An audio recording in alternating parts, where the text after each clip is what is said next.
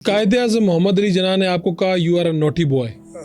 قائد اعظم سے میں ایک بار نہیں ملا، کئی بار ملا، اور جو مکالمہ ہوا وہ صرف اتنا ہی ہوا کہ انہوں نے مجھے کہا کہ you are very naughty boy.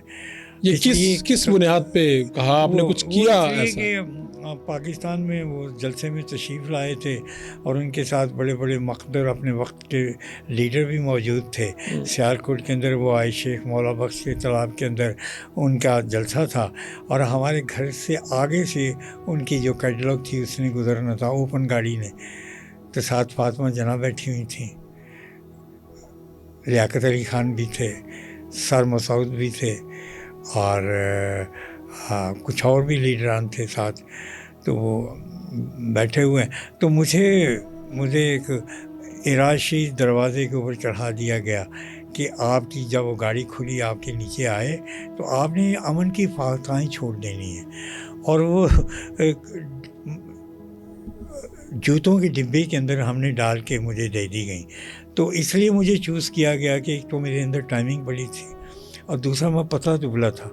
وہ میں عیاشی پھٹے کو شہتیر کو جفا مار کے بیٹھ گیا، ٹانگوں کو نیچے پھنسا لیا، ہاتھ ایسے کر لیے اور ہاتھ میں ڈبہ پکڑ لیا، اور میرے ارد گرد پھر مصنوعی پھول پتیاں بیلیں چڑھا دی گئیں جیسے میں کیموفلاج ہو گیا اس کے اندر. تو انہوں نے کہا کہ آپ کو ایک سیٹی کی آواز سنائی دے گی، ہم کہاں کہیں گے بھی، اور جو ہی سرکار کی گاڑی نیچے آتی ہے آپ نے ڈبے کھول دینے ہیں.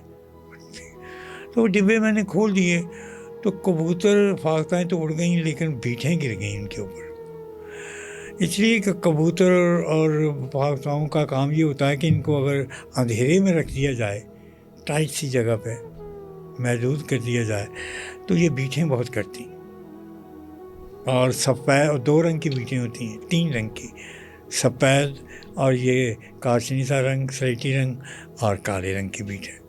بڑی اچھی ہوتی ہیں بیٹیں بھی، اور بڑی آرٹسٹک ہوتی ہیں. تو وہ گریں جب ان کے اوپر، تو قائد اعظم جو تھے وہ سوٹ پہنتے تھے، وہ ہمیشہ سوٹ ہی پہنتے تھے. سلوار قمیض انہوں نے صرف تصویر کھنچانے کے لیے 2 دفعہ پہنی تھی پاکستان زندہ باد کہنے کے لیے، ورنہ نہ تو ان کی کمیونٹی کا یہ لباس تھا، نہ علاقے کا لباس تھا، نہ ان کے مزاج کا لباس تھا، اور نہ ان کے جسم کا لباس تھا. تو اس موقع پہ ہی انہوں نے یہ ڈائلاگ کہا. ہاں وہ نہیں، وہاں پہ نہیں کہا، وہ شیخ مولا بخش کے تالاب میں کہا، جہاں پہ میں خاک سار بچہ بن کے ان کے پاس گیا، کیونکہ مجھے پیش اس لیے کیا جاتا تھا کہ میں باتونی تھا. میں انگریزی بھی بولتا تھا، اردو بھی بولتا تھا، مجھ میں مینرزم بڑا تھا، اور مجھے ادب بڑا تھا، مجھے کہنے کا سلیقہ آتا تھا، اور یہ چیزیں مجھے ودیعت ہوئی تھیں. تو اسی طرح بڑے بڑے زومعہ کے ساتھ میں ملا، اور میری خوش بختی ہے کہ میں واحد آدمی ہوں اس دنیا میں میں واحد آدمی ہوں زندہ باہوش،